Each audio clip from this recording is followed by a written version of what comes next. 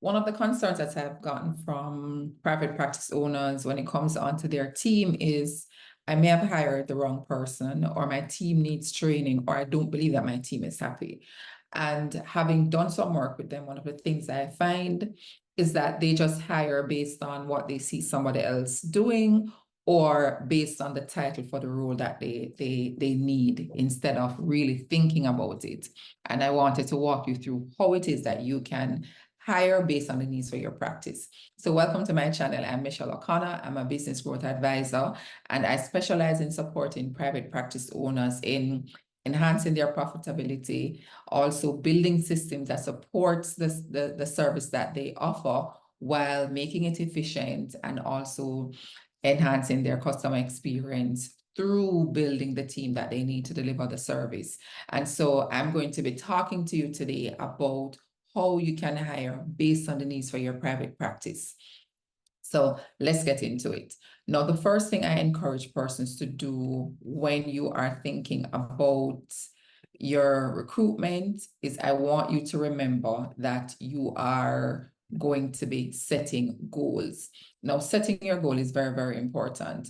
What we have found is persons are, whether just hiring, as I said, because of a title, and not being very focused and very direct on what it is that they want to achieve, because that is what's going to help you to make sure that you're hiring based on the needs for your particular practice.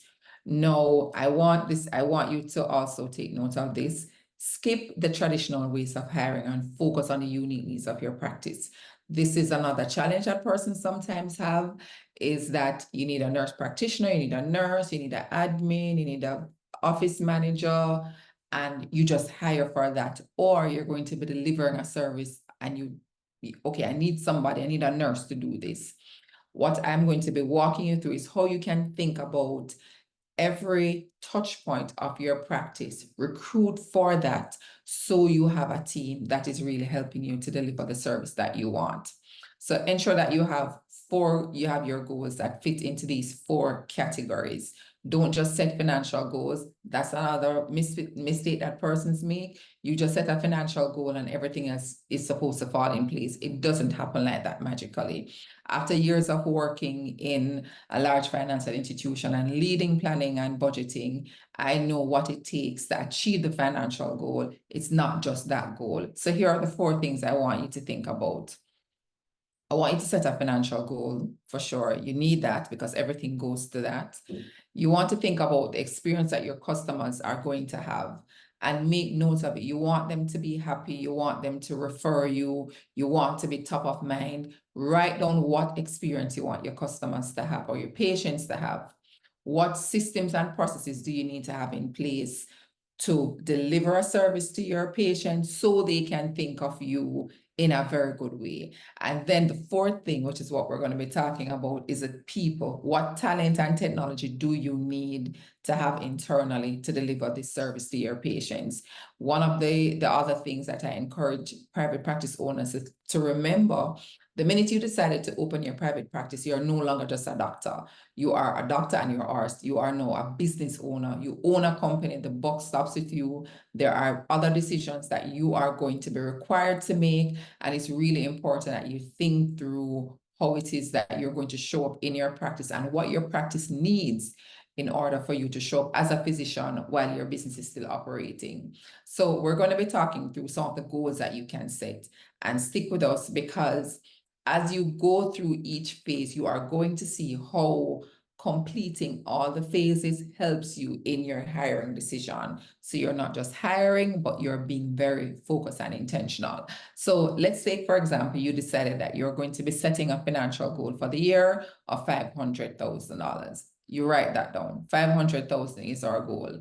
The next thing is, what is that customer experience? And how you think about this is, in order for me to generate $500,000 in revenue, what do I need my patients to be saying about me? So whether it is your patients are satisfied, they are happy, they see you as a part of your family. There are many different metrics that you can set, but we are, just for this example, just thinking about one, and that is the percentage of your patients that are satisfied. Why is this important? Your patients are the ones who are paying you. So unless you are a physician and you're offering other types of services where you're generating revenue from, we're not thinking about that. We're talking about specific services related to the practice that you currently operate. So you may decide that you're looking at the percentage satisfied patients that you have.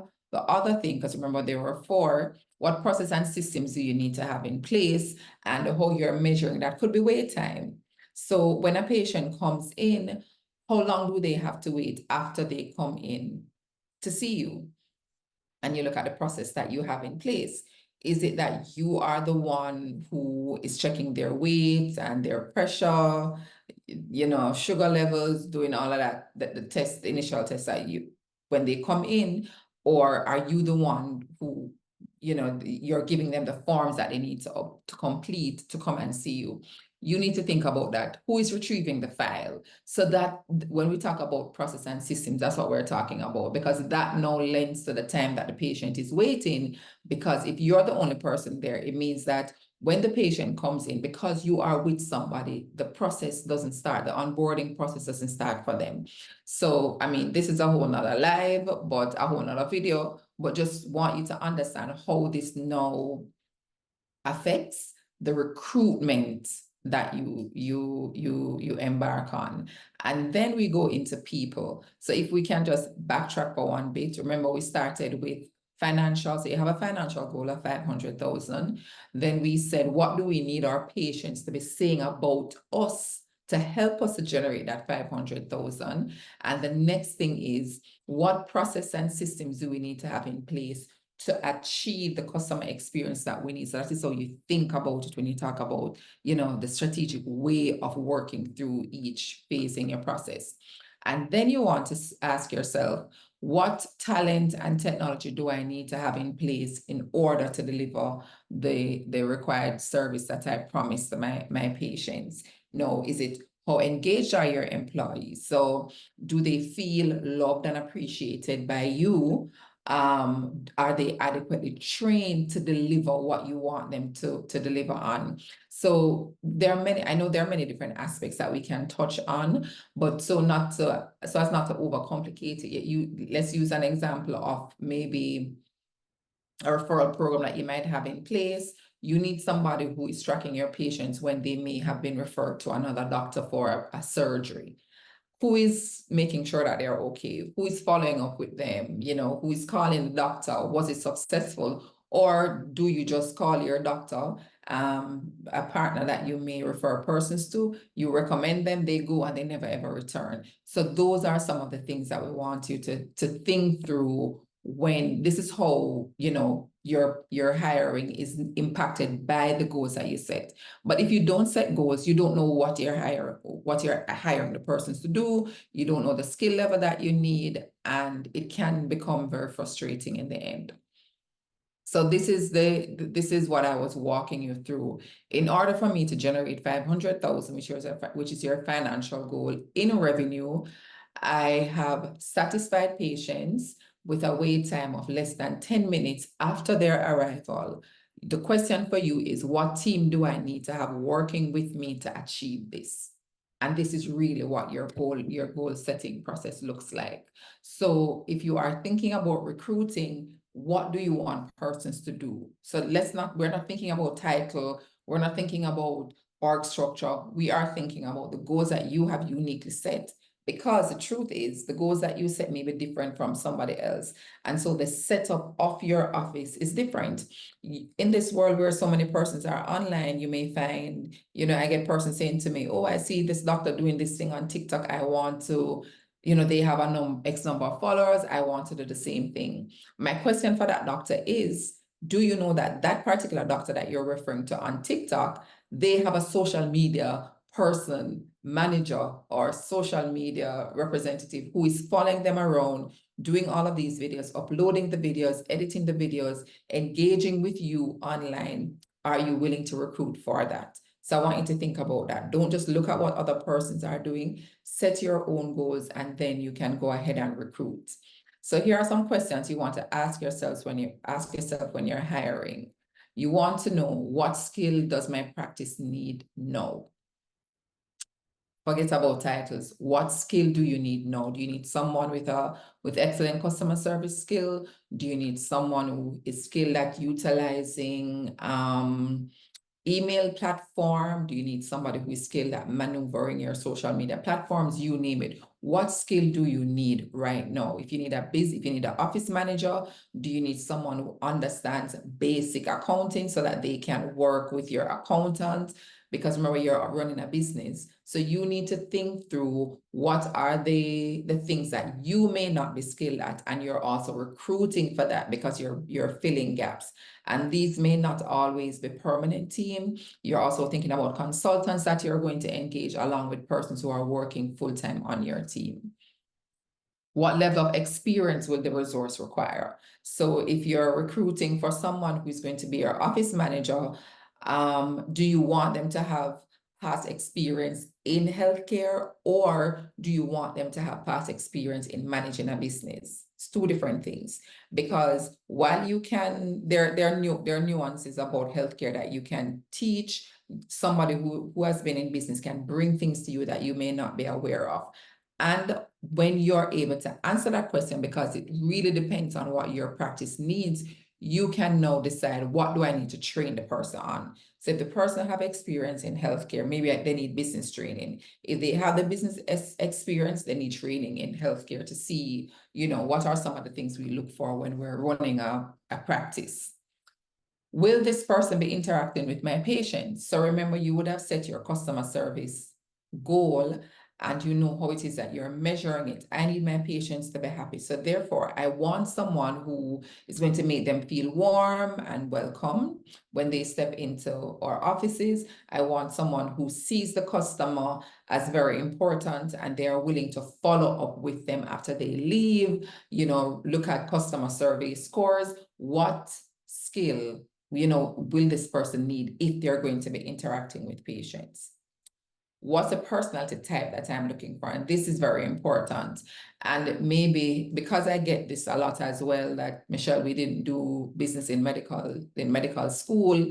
Even if you did business, unless maybe you would have gone on to specialize in human resource or recruitment skills, sometimes you don't realize that you need a certain personality type based on the role you're recruiting for.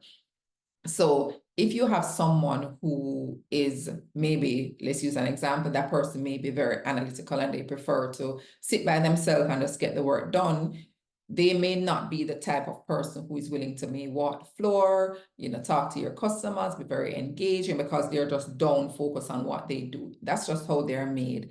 And everybody have a different personality type, and there are various psychometric tests and personality type tests that are out there that can help you to ensure you're recruiting for the role that you want. I want you to think about the fact that the persons you're looking on who are operating practices that are doing very well, this is what they do.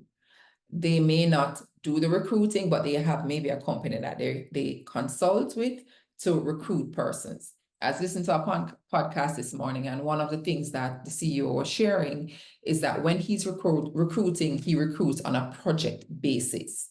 So what he does, if he's recruiting for a role, he gives the person a project to do, and they come and they do presentation.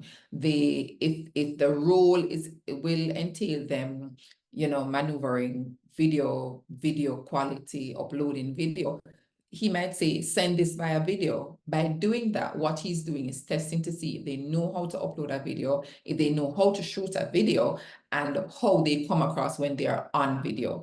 So when you think about other persons, I want you to realize that this is some of the things that they are doing that causes them to show up the way you like.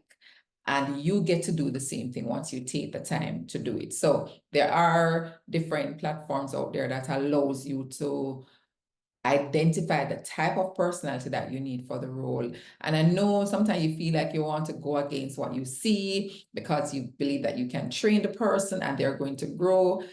After years of experience recruiting and sitting in on interviews, if you're sitting in the interview and there's a red flag, I guarantee you that that person is not suitable for the role. Nothing is wrong with them, and they have talent and skill. They're just not suited for the role that you're recruiting for. What will be their responsibilities? What are the things that you are going to be giving them to do? And this is why initially when I started, I said, ditch the usual way of recruiting that you know of, because it could be that based on your practice, there are some things that you love. Maybe you want to hold on to some things. You don't want to do it the way somebody else is doing it. So think about the responsibilities that they're going to have. They're going to need to file records. How are they with information and with organization? Because I've been to doctor's offices before, and every single time I go, they're like, I can't find your file. And I'm like, okay, maybe it's under this name because I changed my name. Oh, yes, it is. Why didn't you change it the first time I came here 10 years ago? You know what I mean? So I want you to really think through, or you get an opportunity to think through the responsibilities and the results that you want them to generate. Each role is supposed to have an outcome. So if the person at the desk who is welcoming the patients when they walk in, they have a customer survey score that you're assessing them on. Because if you're not measuring it, you don't know what they're doing, what they're not doing. Look at the feedback from your patients. If it's different services you're offering and you have rooms and there are nurses there, are those rooms profitable? So do you need them to be generating those results? Be very, very clear on that and use that to help define what you want. So for this example, remember, we spoke about the financial goal. So you want to generate 500,000 in revenue. You want to have satisfied patients. There's an average wait time that you're looking for. The question for you is, what do I need? Who do I need to help me to generate this thing? And that is why setting of the goal is very, very important before you make a decision about recruitment or bringing anybody on to help you with your private practice. So I hope you found this information helpful.